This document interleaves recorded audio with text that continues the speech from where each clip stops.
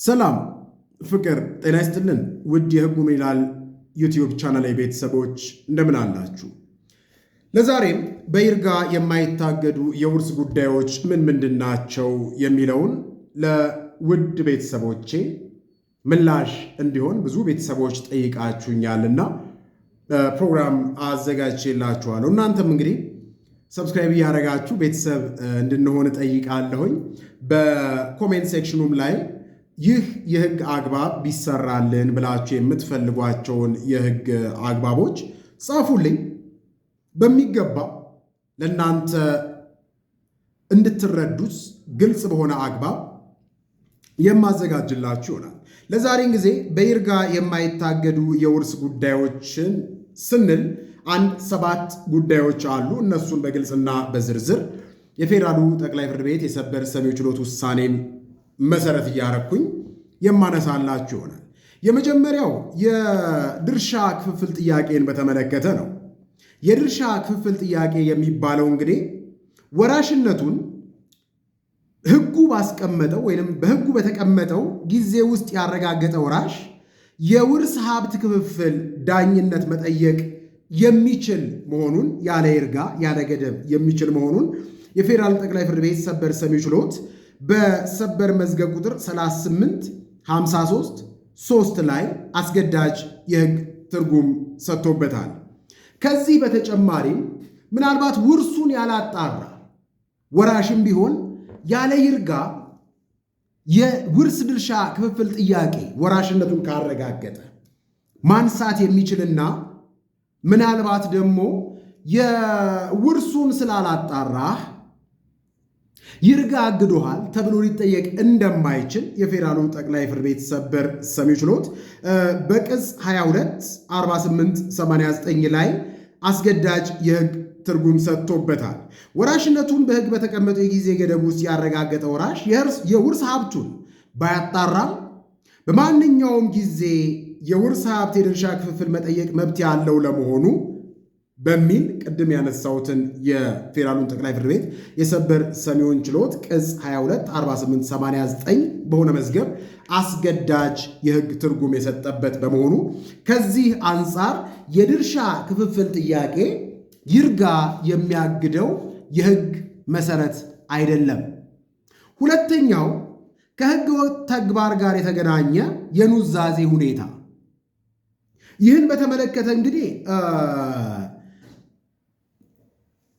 ህገ ወጥ ውልን በተመለከተ አንሎፉል ኮንትራት ይሉታል በእንግሊዝ አፉ የሚነሳ ክርክር ነው። እንግዲህ ኑዛዜ በአንድም ይሁን በሌላ ሁኔታ ህጋዊ ሰነድ ነው። እዛ ኑዛዜ ላይ የሰፈሩ የሟች ቃላት ወይንም የሟች ትዕዛዛት ግዴታ ተፈጻሚ መሆን የግድ ነው። ምናልባት ሟቹ ሳይናገር ኑዛዜ ሳያደርግ ሌሎች ሰዎች ሟቹ ያደረገው ኑዛዜ አስመስለው ኑዛዜውን ቢያቀርቡት ቢያሻሽሉት ምን ይሆናል የሚለውን ስናይ እንግዲህ የህገ ወጥ ውል ውጤት መታወቁ በዋናነት ግልጽ ሊሆንላቸው የሚገባው ከይርጋ ጋር ያለው ግንኙነት ለውርስ ህግ፣ ለንብረት ህግና ሌሎች ግዴታዎችን በግልጽ በፍትሐ ብሔር ህጋችን በአንቀጽ 1676 ንዑስ ቁጥር 2 ላይ የሰፈረውን መሰረት በማድረግ ተፈጻሚ ሊሆን የሚችል መሆኑንም ልብ ይለዋል። ስለዚህ ከዚህ አንጻር በሰበር መዝገብ ቁጥር 43/22/6 ላይ የፌዴራሉ ጠቅላይ ፍርድ ቤት ሰበር ሰሚ ችሎት በሰጠው አስገዳጅ የህግ ትርጉም ህገ ወጥ ውልን ለማስፈረስ የሚቀርብ ዳኝነት የይርጋ ጊዜ የለውም በማለት ውሳኔ መስጠቱ ይታመናል። ስለዚህም ከዚህ አንጻር በሌላ በኩል በውርስ ላይ አልፎ አልፎም ቢሆን ሊከሰት የሚችል ጉዳይ ይህ የሰበር አስገዳጅ የህግ ትርጉም አግባብነቱ የተጠበቀ ነው። በዋናነት እንግዲህ ሰው ህገወጥ ተግባር ጋር የተገናኘ የኑዛዜ ሁኔታም ቢሆን ይርጋ የሚያግደው አይደለም። ከዚህ አንጻር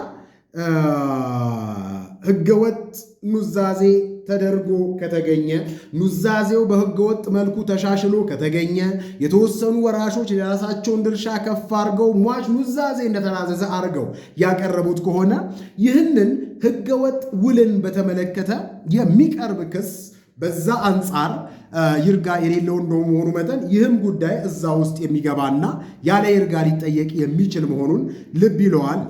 ሌላኛው የውርስ ሀብቱን ስመ ሀብት በጋራ ያስመዘገበ ወራሽ፣ ለምሳሌ ታይትል ዲድ ወይንም ካርታ ከሆነና እዛ ካርታ ላይ ስመ ሀብቱ ሲጠቀስ የወራሹም ስም ተጠቅሶ ከሆነ በእርግጥም ከዚህ አንጻር የይርጋ ሁኔታ ሊነሳበት የማይችል መሆኑን ልብ ይለዋል።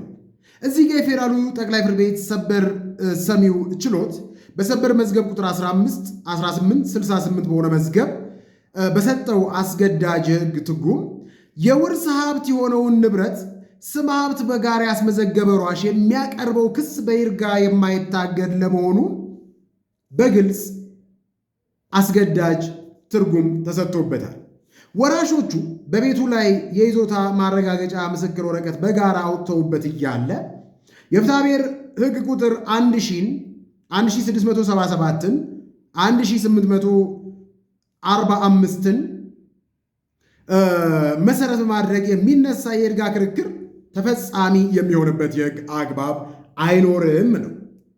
ከዚህ በተጨማሪም የውርስ ሀብቱ በወራሾች በጋራ ባለንብረትነት ከተመዘገበ የውርስ ንብረት ክፍፍል ከሚሆን ውጪ የፍትሐብሔር ሕግ ቁጥር 1000ን በመጥቀስ ወይም መሰረት በማድረግ ሊነሳ የሚችል የይርጋ ጊዜ የለም። እዚህ ጋር አንቀጽ 1000 ምንድን ነው የሚለው? በወራሾች መሃል ያለ የወራሽነት ክርክርና ወራሾች ባልሆኑ ሰዎች መሃል ወይም ወራሾች ባልሆኑ ሰዎች የተያዘ ይዞታ ሲጠየቅ የሚነሳ የይርጋ ጊዜ ነው።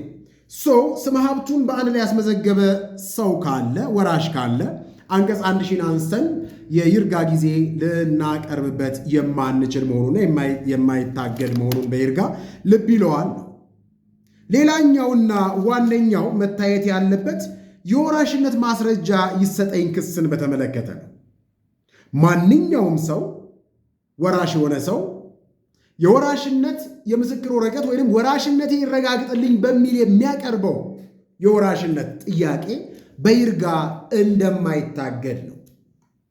ወራሽ መሆኔ ይረጋግጥልኝ በሚል የምናቀርበው የወራሽነት ጥያቄ በይርጋ አይታገድም። እዚህ ጋር የፌዴራል ጠቅላይ ፍርድ ቤት ሰበር ሰሚ ችሎት በሰበር መዝገብ ቁጥር 23 6246 በሆነ መዝገብ በሰጠው አስገዳጅ የሕግ ትርጉም አንድ ወራሽ የወራሽነት የምስክር ወረቀት ከፍርድ ቤት ለመውሰድ ከፈለገ የይርጋ ጊዜ የሌለው ለመሆኑ አስገዳጅ የሕግ ትርጉም ሰጥቶበታል። አንድ ሰው የወራሽነት ማስረጃ በተወሰነ ጊዜ ውስጥ ከፍርድ ቤት ካልወሰደ ወይንም ወራሽነቱን ካላሳወጀ የመውረስ መብት እንደሚያጣ በሕግ የተመለከተ ድንጋጌም የለም። ስለዚህ እዚህም ጋር ወራሽነት ይረጋገጥ ብላችሁ ስትሄዱ አንዳንድ ሰዎች ባለማወቅ 3 ዓመት አልፏል፣ 5 ዓመት አልፏል፣ 10 ዓመት አልፏል ወዘተርፈ ሊሉ ይችላሉ። ከዚህ አንጻር የወራሽነት የምስክር ወረቀት ለማግኘት ብቻ የወራሽነት ይርጋ ወይንም የይርጋ ድንጋጌ በውርስ ሕጋችን የሌለ መሆኑን መረዳት ይገባል። ውድ ቤተሰቦች፣ ሌላኛው በጋራ የውርስ ሀብቱን ይዞ መጠቀም። ለምሳሌ አንድ ሰው የውርስ ሀብቱን ይዞ የሚጠቀም ከሆነ ከይርጋ ጽንሰ ሐሳብ አንጻር ክስ በሚቀርብበት ጊዜ በይርጋ አይታገድም ነው። እዚህ ጋም በግልጽ የፌዴራሉ ጠቅላይ ፍርድ ቤት ሰበር ሰሚ ችሎት በሰበር መዝገብ ቁጥር 216383 በሆነ መዝገብ በሰጠው አስገዳጅ የሕግ ትርጉም ሁለትና ከዛ በላይ የሆኑ ወራሾች በውርስ የሚገባቸውን ንብረት በጋራ ይዘው ሲጠቀሙ የነበሩ ከሆነ ይህንኑ ንብረት በያዘው ሌላኛው ወገን ላይ የሚያቀርበው ክስ በይርጋ አይታገድም ነው። እዚህ ጋር ለምሳሌ 3-4 ሰዎች አሉ። 3 ሰዎች ወራሽነታቸውን አረጋግጠዋል። አንደኛው ልጅ ግን በቤቱ እየተገለገለበት ነው ያለው። ስለዚህ በቤቱ እየተገለገለ ያለውን ሰው ወራሽነታችንን አሳውጀን ውርስ ተጣርቶ ምናልባት የድርሻ ክፍል ስንጠይቅ ይህ ሰው በዚህ ጊዜ ውስጥ ወራሽነቱን ስላላሳወጀ ሊወርስ አይገባም አንልም። እየተጠቀመ ያለ ስለሆነ አንዱ ሰው ሁለት ሊሆን ይችላል። ለምሳሌ ሁለት ሰዎች የተጠቀሙበት ሌሎች ሰዎች አስወስነው ወራሽነታቸውን እነዛ ሕጉ ባስቀመጠው የጊዜ ልኬት ልክ ይርጋ ልክ አላሳወጁም ብለን ይርጋ ልናነሳ አንችልም ነው። በጋራ የውርስ ሀብቱን ይዞ መጠቀም የወራሽነት ይርጋ የለውም። ሌላኛው ሟች ሳይሞት ንብረቱን በያዘ ሰው ላይ የሟች ከሞተ በኋላ በወራሽ በኩል የሚቀርብ ክስን በተመለከተ እዚህ ጋር ግልጽ ሊሆንላችሁ የሚገባው ለምሳሌ ሟች በስጦታ ውጪዝ በኪራይ ወይም ደግሞ እንዲሁ እንዲገለገሉበት ሰጥቶ ከሆነ ሟች ሲሞች ወራሾች ክሌም ሲያደርጉ የይርጋ ጊዜ ያለበት ጉዳይ ነው ብለው ክሌም ወይንም ጥያቄያቸው ውድቅ ሊሆን እንደማይችል በእርግጥም የፌዴራሉ ጠቅላይ ፍርድ ቤት ንብረቱን የያዘ ሰው ወይንም ደግሞ ሟች በነበረው መልካም ግንኙነት ንብረቱን የያዘ ሰው እንዲለክስ ለማቅረብ የይርጋ ጊዜ የሌለ ለመሆኑ የፌዴራሉ ጠቅላይ ፍርድ ቤት ሰበር ሰሚ ችሎት በሰበር መዝገብ ቁጥር በ213601 አስገዳጅ የሕግ ትርጉም ሰጥቶበት ይገኛል።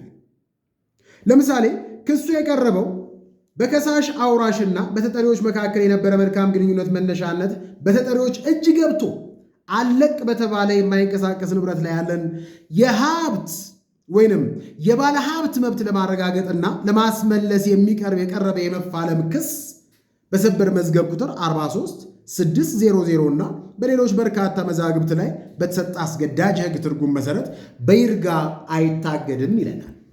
ስለዚህ ከዚህ አንጻር የመፋለም ክስ የሚነሳበት ሁኔታ ከሆነ ሌሎች በኪራይ ወይንም ደግሞ ሰውየው በመልካም ግንኙነታቸው እንዲጠቀሙ በሰጠበት አግባብ የኔ ነው ብለው ክሌም ሊያደርጉ የሚችሉበት አግባብ ሊኖር አይችልም። ወራሾች ያለ ይርጋ ይህንን የአባታቸውን ወይ የእናታቸውን የቤተሰባቸውን ይዞታ ያለ ይርጋ ሊጠይቁ የሚችሉበት የሕግ አግባብ እንዳለ ልብ ይለዋል። ውድ ቤተሰቦቻችን ከዚህ አንጻር ሌላኛውና ዋነኛውን ስናይና የመጨረሻው የወራሽነት የምስክር ወረቀትን በሕጉ የጊዜ ገደብ ያረጋገጠ ከሳሽ ለምሳሌ ወራሽነቱን አረጋግጧል። ከዚህ አንጻር የፌዴራል ጠቅላይ ፍርድ ቤት ሰበር ሰሚ ችሎት አንድ ወራሽ የወራሽነት የምስክር ወረቀት ሕጉ ባስቀመጠው ጊዜ ውስጥ ካረጋገጠ የሚያቀርበው የድርሻ ክፍፍል ጥያቄ በይርጋ የማይታገድ ለመሆኑ ሰበር መዝገብ ቁጥር 224889 አስገዳጅ ሕግ ትርጉም ሰጥቶበታል። አንድ ወራሽ ሕጉ ባስቀመጠው መሰረት የወራሽነቱን የምስክር ወረቀት ማውጣት ያለበት በስንት ጊዜ ውስጥ ነው የሚለውን በተመለከተም የፌዴራሉ ጠቅላይ ፍርድ ቤት ሰበር ሰሚ ችሎት በሰበር መዝገብ ቁጥር 205248 በሆነ አስገዳጅ የሕግ ትርጉም ሰጥቶበታል። ስለዚህ ከዚህ አንጻር በማንኛውም ሁኔታ የወራሽነት የምስክር ወረቀትን በሕጉ የጊዜ ገደብ ያረጋገጠ ከሳሽ የድርሻ ክፍል ጥያቄ ያለምንም የይርጋ ገደብ መጠየቅ የሚችልበት የሕግ አግባብ እንዳለ የልብ ይለዋል ወይንም በግድ መረዳት ወይንም መገንዘብ ያስችላል። ለምን? መብታችንን የሚያሳጣ ድርጊት ወይንም ተግባር ስለሚሆን ከሳሽ ወራሽነቱን በተወሰነ ጊዜ ውስጥ ከሌሎች ወራሾች ጋር አረጋግጦ እያለ የቀረበው ክስም የውርስ ንብረት ክፍፍል መሆኑ ከታወቀ አውራሹ ሞቶ በ3 ዓመት ጊዜ ውስጥ የውርስ ንብረት አልተጣራም በሚል በቂ ባልሆነ ምክንያት ክሱን በይርጋ ውድቅ ማድረግ ተገቢነት የሌለው መሆኑንም አበክሮ ይነግረናል። የፌዴራሉ ጠቅላይ ፍርድ ቤት ሰበር ሰሚ ችሎት በመዝገብ ቁጥር 224889። ስለዚህ እዚህ ጋር ውድ ቤተሰቦቻችን በይርጋ የማይታገዱ የውርስ ጉዳዮች በተመለከተ እነዚህ ናቸው። በይርጋ የሚታገዱ የውርስ ሀብት ጥያቄዎች፣ የወራሽነት ጥያቄዎች ምንድን ናቸው የሚለውን በቀጣይ ፕሮግራም ይዤላችሁ እቀርባለሁኝ። በሌላ ፕሮግራም እስከምንገናኝ ድረስ እጅግ ከልብ አመሰግናለሁኝ። ቤተሰቦች እንግዲህ ሰብስክራይብ እያደረጋችሁ ለብዙሃን እንዲደርስ ደግሞ ሼር እያደረጋችሁ በኮሜንት ሴክሽን ላይ እንዲሰራላችሁ የምትፈልጉትን ማንኛውም አይነት የህግ አግባብ መጠየቅ የምትችሉ መሆኑን ግልጽ በሆነ አግባብ ሊገባችሁ በሚችል መልኩ እኔም ተዘጋጅቼ የማቀርብላችሁናል። እኔ ጠበቃ አበባው አበበ ነኝ። ከልብ አመሰግናለሁ።